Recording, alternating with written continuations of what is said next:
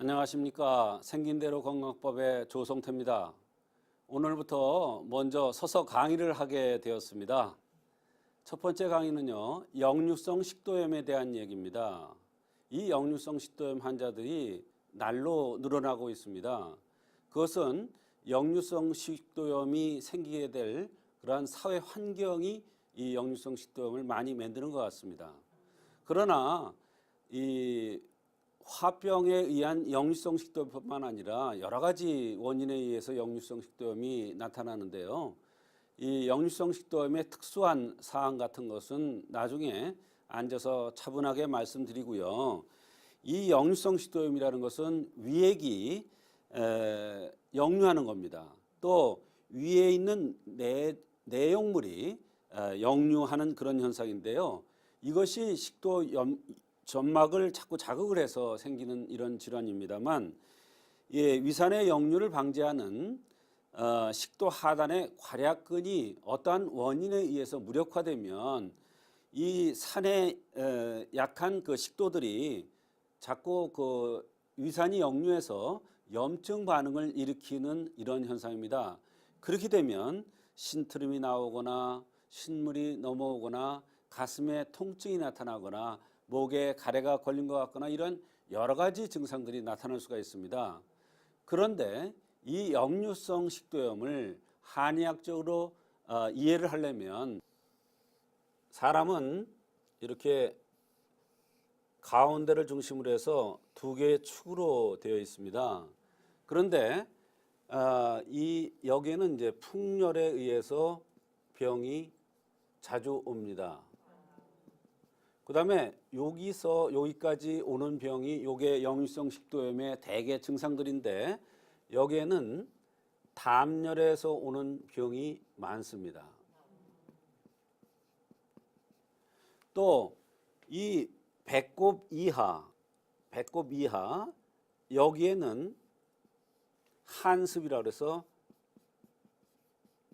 여기는 지금 열이 붙었는데 여기는 한과 습입니다. 풍열 또는 담열인데 특히 이 역류성 식도염은 담열에 의해서 많이 옵니다. 그래서 보면 이 담열에서 오는 여러 가지 병이 있는데 매핵기라고 해서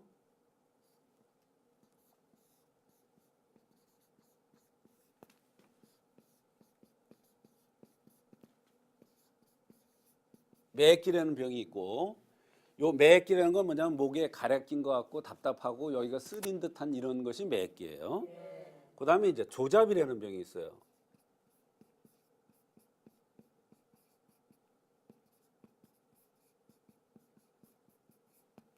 조잡이라는 거는 복잡하다. 마음이 복잡하다.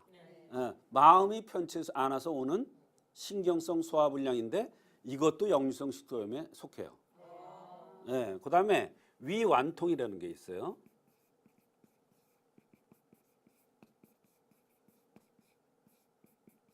이 위완통이라는 건 뭐냐면 여기 목서부터 여기까지가 아픈 거예요. 옥죄듯이 아플 수도 있고 뻐근하게 아플 수도 있고 따끔따끔할 수도 있고 칼로 착착착착 이렇게 비듯이 아플 수도 있고 이 상처가 난데 소금 뿌리듯이 그렇게 아플 수도 있는 거예요. 그게 이제 위완통이에요. 그 다음에 심통이라는 게 있어요.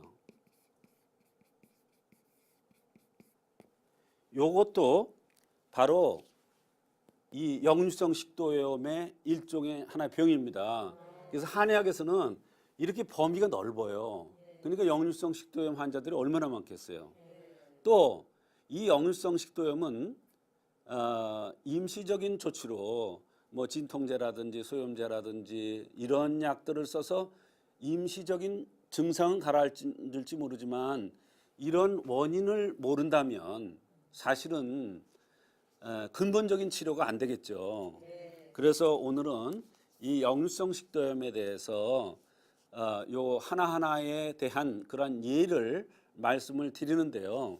사실 이 매액기라든지 조잡이라든지 위완통이라든지 심통에는 여기 각각마다의 종류가 많아요. 그러니까 얼마나 범위가 넓습니까? 이게 다 역류성 식도염의 범주에 속하는 거예요. 그러나 요 하나하나에 대해서도 나중에 다 다뤄야 됩니다. 그러니까 이 역류성 식도염 환자가 많을 수밖에 없고 또 증상도 다양할 수밖에 없으면서 잘 치료가 어려운 것이 바로 현실입니다. 그래서 오늘은 역류성 식도염에 대해서 그 사례에 대해서 앉아서 하나하나 자세하게 말씀을 또 드리겠습니다.